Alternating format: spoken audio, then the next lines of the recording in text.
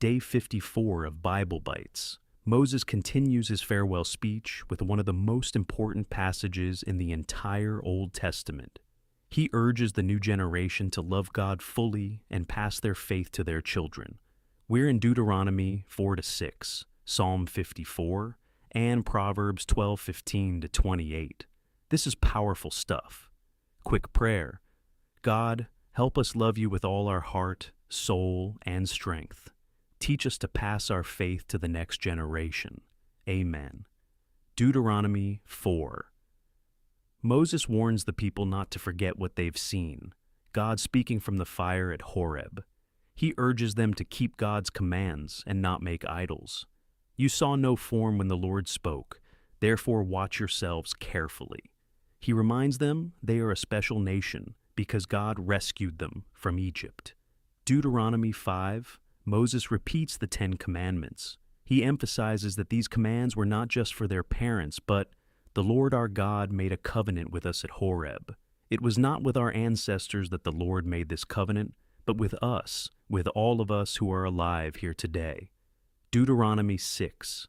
The greatest commandment, hear, O Israel, the Lord our God, the Lord is one. Love the Lord your God with all your heart and with all your soul and with all your strength. Moses commands them to keep these words in their hearts. Teach them diligently to their children. Talk about them all the time, when sitting, walking, lying down, rising, and tie them as symbols on their hands and foreheads. Psalm 54. Save me, O God, by your name. Vindicate me by your might. God is my help. The Lord is the one who sustains me. Proverbs 12:15-28. The way of fools seems right to them, but the wise listen to advice. The words of the wicked lie in wait for blood, but the speech of the upright rescues them. The teaching of the wise is a fountain of life. Deuteronomy 6 contains the Shema, the central declaration of faith for Israel. Loving God completely and teaching the next generation is the key to staying faithful in the Promised Land. Moses knows they will face many temptations once they settle. Psalm 54 is David's cry for help when betrayed.